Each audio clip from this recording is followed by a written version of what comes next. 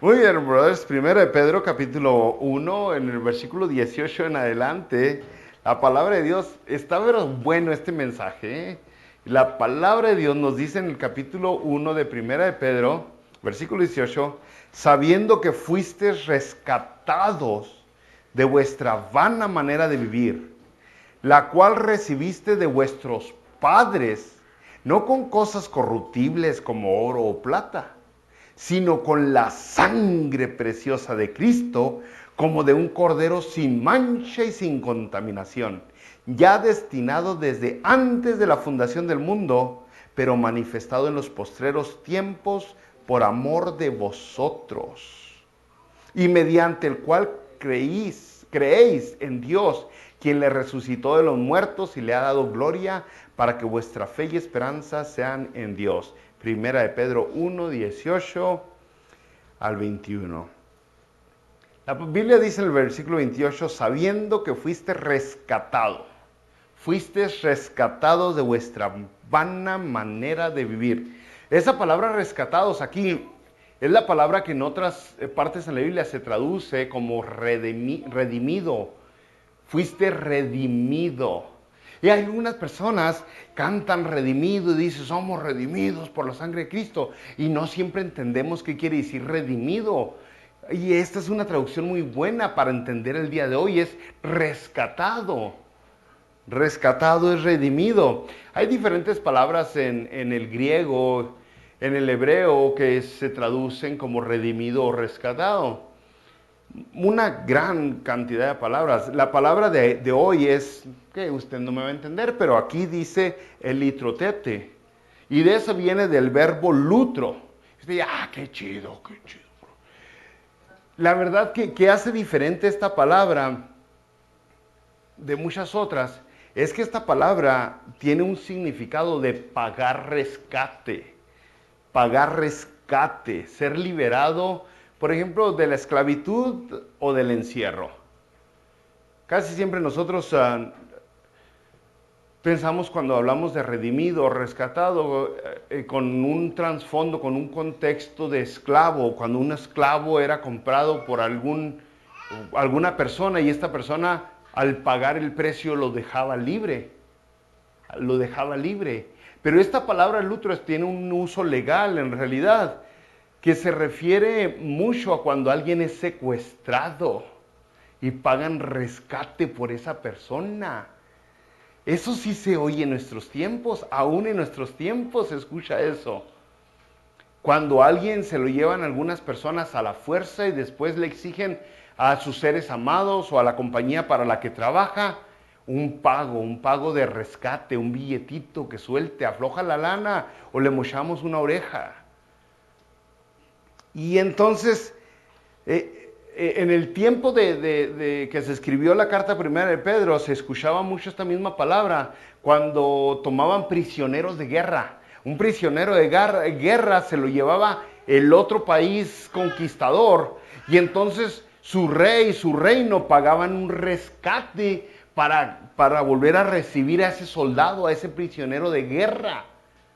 Pero esa es la idea que aquí nos está dando. Fuiste rescatado, se te pagó un rescate. Algo pagaron por ti. Esa es la idea. No se le olvide porque ese es el trabajo que hace Jesucristo en nuestras vidas. Ese es el trabajo que hace Dios en nosotros.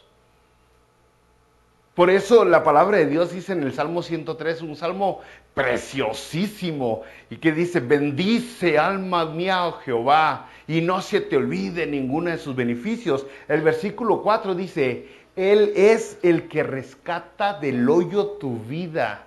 ¿Quién es? Dios. Dios es el que rescata del hoyo tu vida. Si alguna persona se siente que está en un hoyo, que está en aprietos, que está triste, que algo no está bien, como que está aprisionado, como que está amarrado, como que no se siente con la libertad que debería tener, como que se siente medio ahogadón, asfixiadón, posiblemente le está haciendo falta a Dios, le está haciendo falta acercarse a Dios, tener una relación verdadera, de neta con Dios, una relación sincera con Dios, no con la religión, no con la ceremonia, no con el servicio, no, con Dios.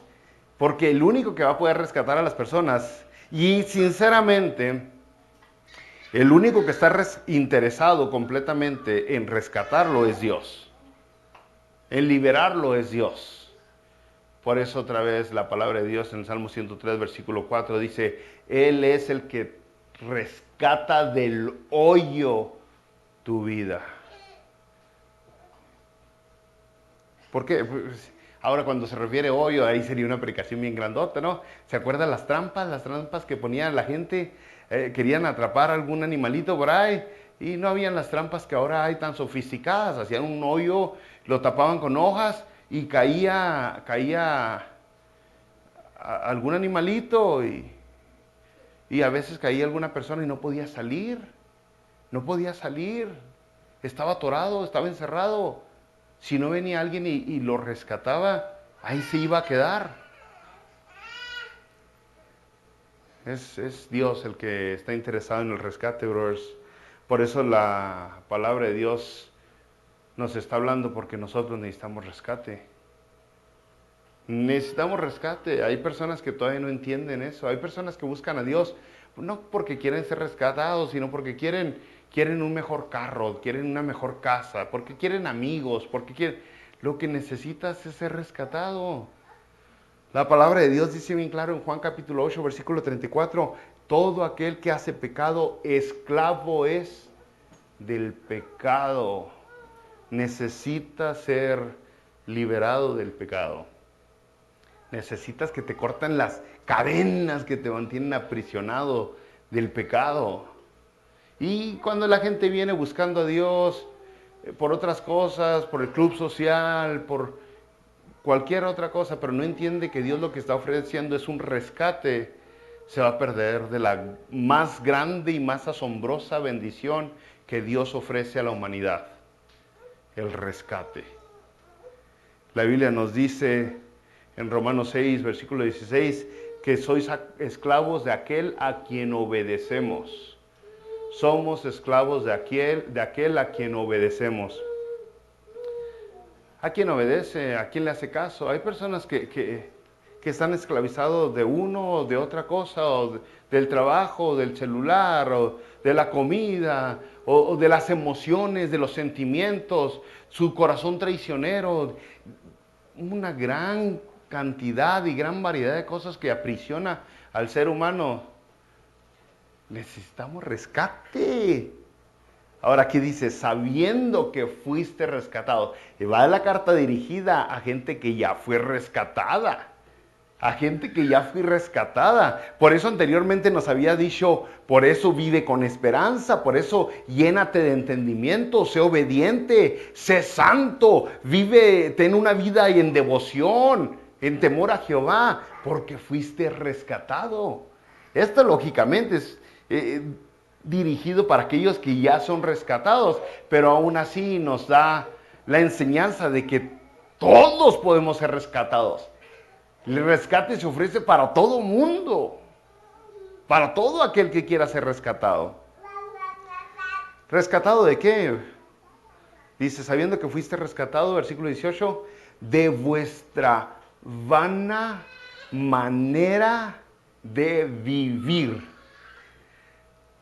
Póngale atención a eso, porque es bien importante entender de que fuimos rescatados. ¿Ok? De tu vana manera de vivir. Cuando le preguntamos a las personas qué es lo que hace un humano humano, qué es lo que diferencia a un humano del resto de los animales, vienen diferentes ideas. Y la que siempre sobresale, que la gente siempre saca es el racionamiento. Un ser humano puede racionar, tiene la habilidad de racionar, y los animales en realidad están muy limitados en su racionamiento. Eso distingue a los seres humanos. Hay algo más que distingue a los seres humanos por encima de los animales. Algo que distingue a los seres humanos por encima de cualquier criatura que se mueve aquí en la tierra. y es lo opuesto a racionar. Es lo opuesto a racionar. ¿Qué será lo que se opone? Dice aquí, fuiste rescatado de tu vana manera de vivir. Es que lo que caracteriza al ser humano es ser racional. Eso es todo. Brother, si el ser humano fuera racional, no más platicando tantito, si el ser humano fuera racional, al ver toda la evidencia que tenemos delante de nosotros de la existencia de Dios, el ser humano en su razonamiento concluiría que Dios existe. Si el ser humano fuera racional como debe de ser y con la capacidad y la habilidad que Dios le dio para racionar, el ser humano, el cristiano con el conocimiento que tiene de quién es Dios y lo que existe, lo que exige Dios y las consecuencias que vienen si no le hacemos caso a Dios, el cristiano no se portaría como se porta. Como que no está racionando. Si ya sabes quién es Dios, si ya sabe cómo se porta Dios, cómo actúa Dios, cómo reacciona Dios, lo que exige Dios, lo que te pide, lo que te demanda Dios, y aún así haces lo opuesto, como que algo te falta. Algún momento algún ser amado le dice a otro, oye, pues que estás mencito, ¿por qué estás haciendo eso? Hacemos cosas que van en contra de la habilidad de racionar. Cosas que nos destruyen. Nuestro comportamiento sería muy diferente si usáramos el razonamiento en el potencial que Dios nos dio para poderlo usar. Fuera muy diferente, pero lo que distingue al ser humano por encima de las bestias es que no lo usa. Es que lo tiene y no lo usa. No lo usa.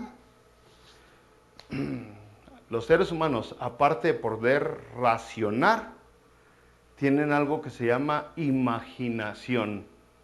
Y es lo que más usan. La imaginación.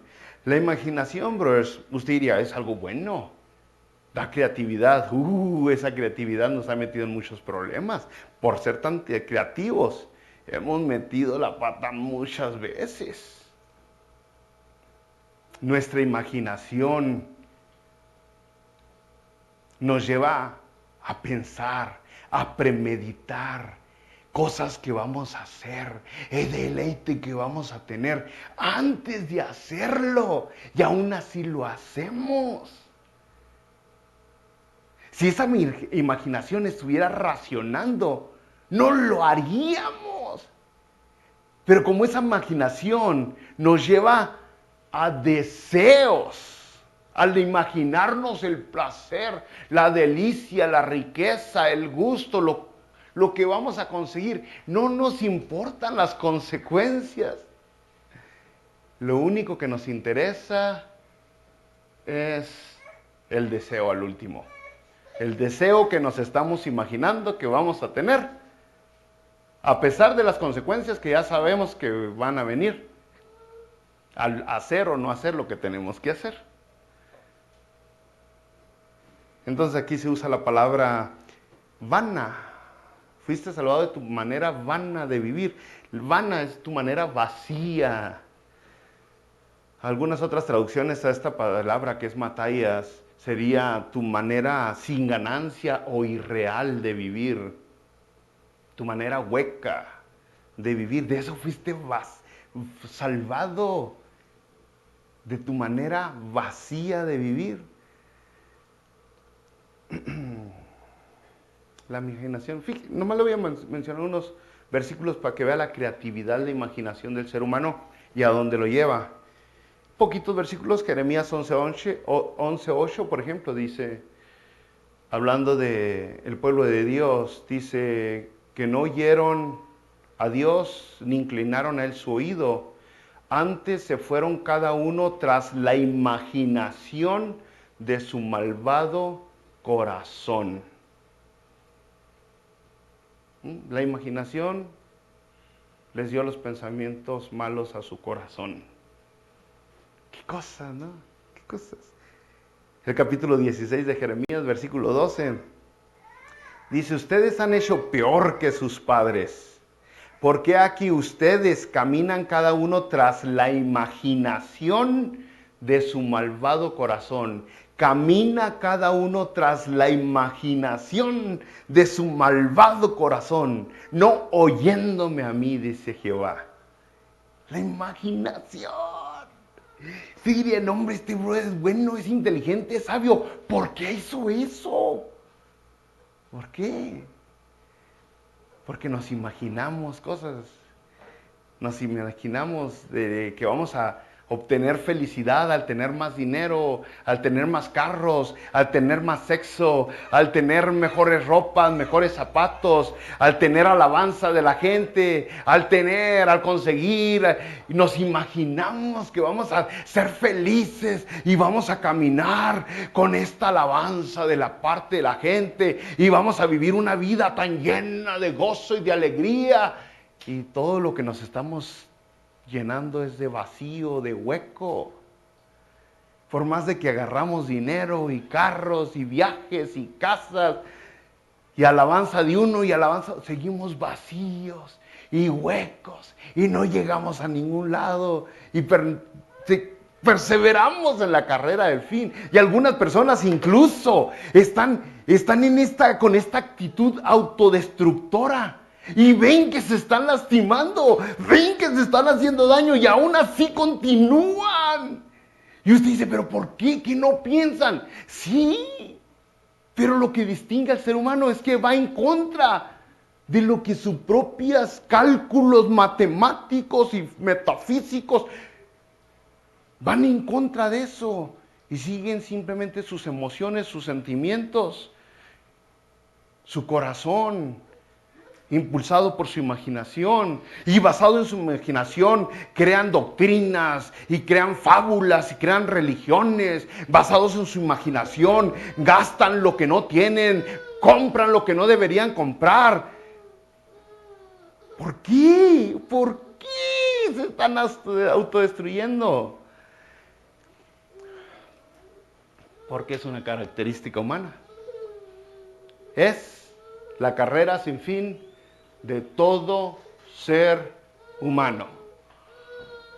Y dice aquí la palabra de Dios en 1 Pedro: pero tú, hijo de Dios, fuiste rescatado de esa manera hueca, vacía de vivir.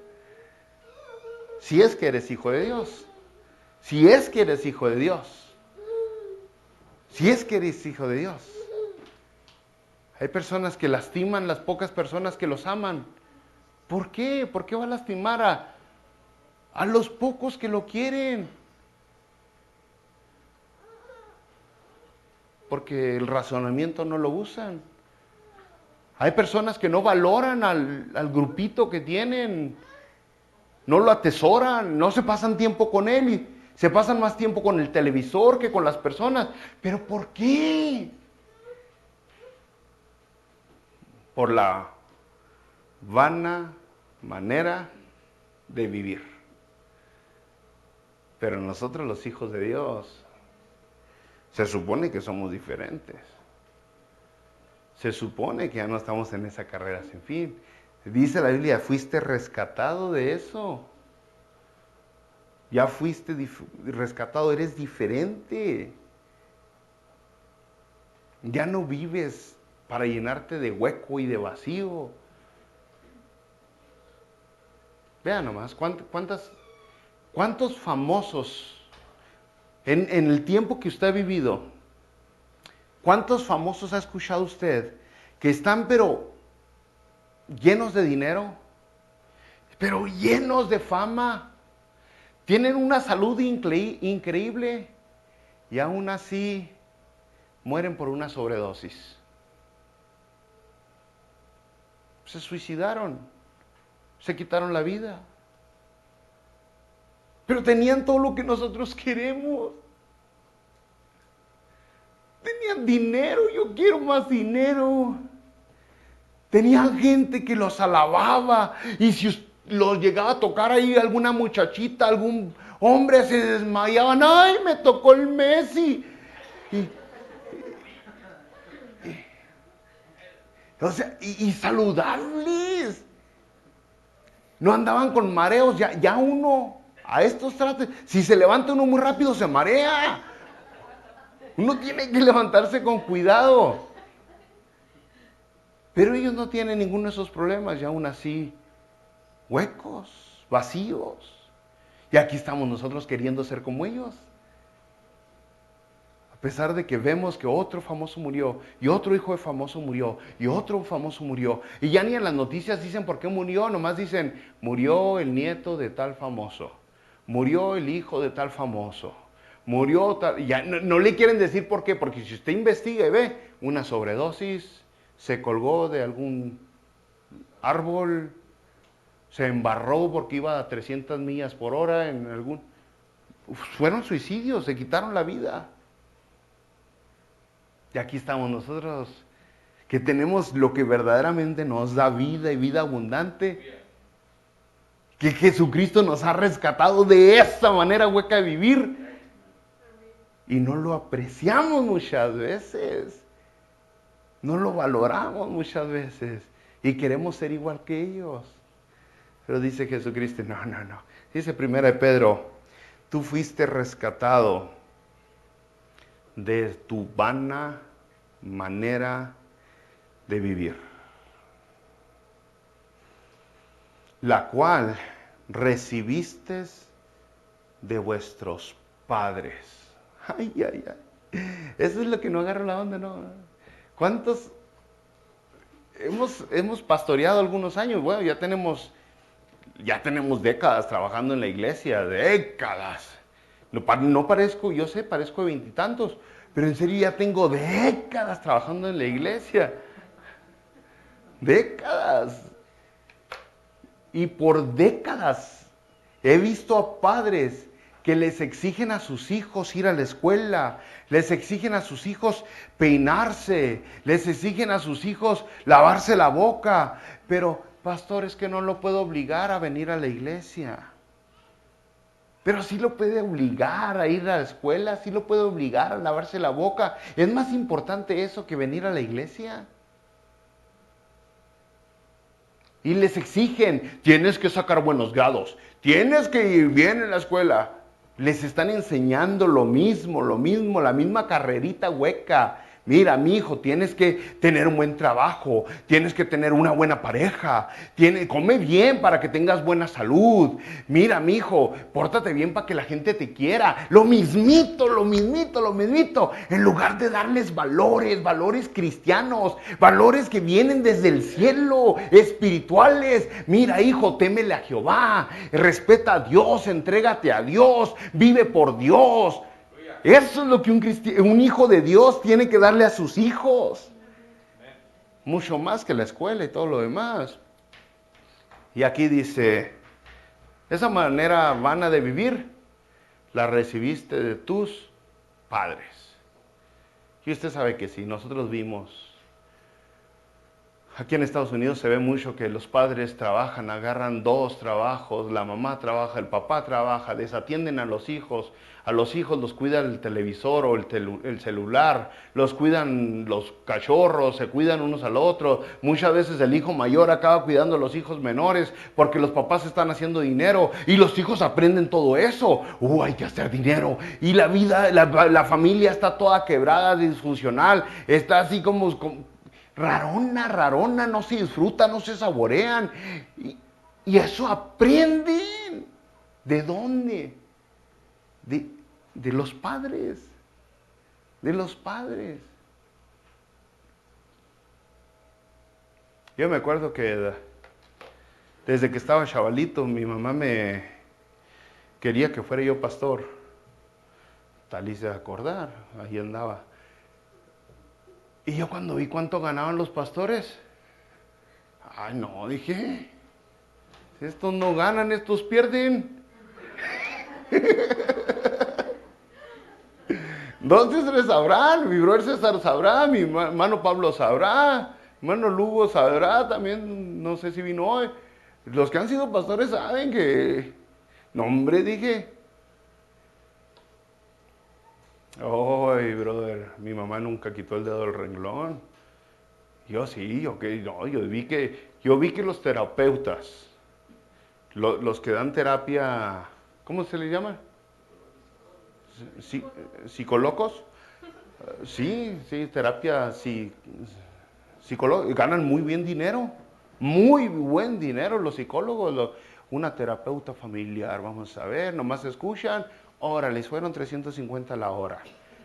Y lo único que fueron es escuchar y estar jugando ahí el Angry Birds en lo que el otro habla. Yo dije, voy a ser psicólogo. Oiga, brother, pero las oraciones de la mamá, ¿cómo lo molestan a uno? ¿Cómo lo molesta? Y aunque uno es bien grosero con su mamá, aunque uno rechace y trata bien mal a la mamá, una mamá entregada a Dios no se raja con uno.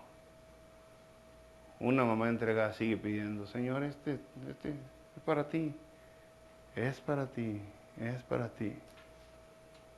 Es el poder que tienen los padres en los hijos. Para mí sería algo asombroso ver aquí varios jóvenes que digan, yo quiero ser misionero, yo quiero ser evangelista, yo quiero ser pastor. Quiero ir al seminario, quiero ir al instituto bíblico, quiero ir a una universidad cristiana a prepararse. Pero en realidad eso empieza desde la casa y tenemos mucha competencia porque ahorita nuestros hijos tienen, en la escuela se la pasan la mayoría del tiempo, donde los adoctrinan a ser como el mundo, llegan a la casa y se ponen en la televisión, y donde aprenden a ser como el mundo. Y nosotros queremos que sigan a Dios y muchas veces no vamos a poder. Y si no lo intentamos, menos vamos a poder. Menos. Pero el caso es de que las personas terminan siendo, brother, lo que son, lo que piensan. Dios los hace de una manera asombrosa, maravillosa, de una manera que puedan ser racionales. Pero Proverbios 23:7 dice, ¿cuál es su pensamiento en su corazón? Tal es él.